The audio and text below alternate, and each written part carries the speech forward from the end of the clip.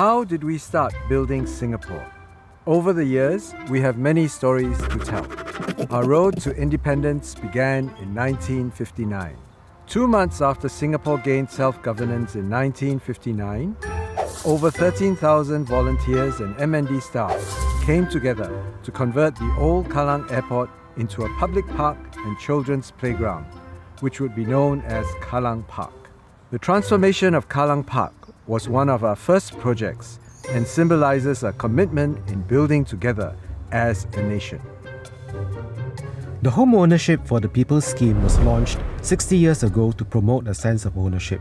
By 1977, half of Singapore's population of 2.4 million were living in HDB flats. With the development of the housing landscape, we also saw the need for conservation.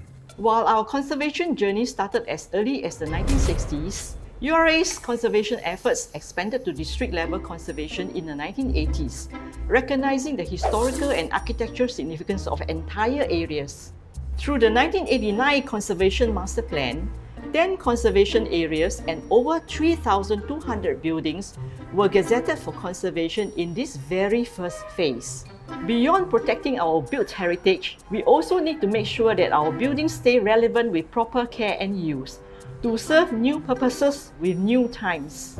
In 1989, the Building Control Act was introduced to ensure the safety of our growing skyline.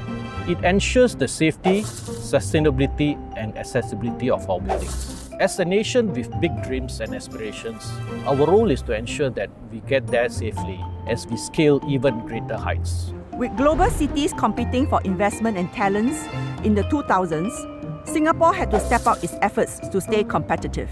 Marina Bay was our pride and joy, positioned as a vibrant mixed-use district to live, work and play.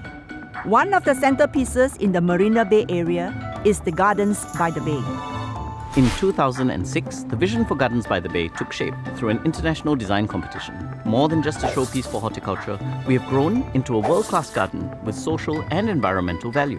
Bringing this vision to life required some sustainable and smart technologies. And speaking about smart, the Real Estate Industry Transformation Map was launched in 2018 to transform the property transaction services and facilities management sectors by embracing smart solutions and new technologies. The aim was to enhance productivity, professionalism, and service delivery to better meet evolving consumer needs. Our vision was to green up Singapore quickly and introduce world-class gardens in the early years. In 2020, as we move into our next phase of greening, we envision a city in nature which aims to ensure a green, livable, and sustainable home for future generations. MParks plans to expand the nature park network, restore nature into urban areas, improve connectivity between green spaces, and enhance veterinary care and animal management. As we look back on our past and the foundations we've built together, the future holds even more exciting opportunities. Let's work together to create the upcoming Draft Master Plan 2025 and beyond, not just for ourselves, but for our children. We all have a stake in writing and building our future Singapore.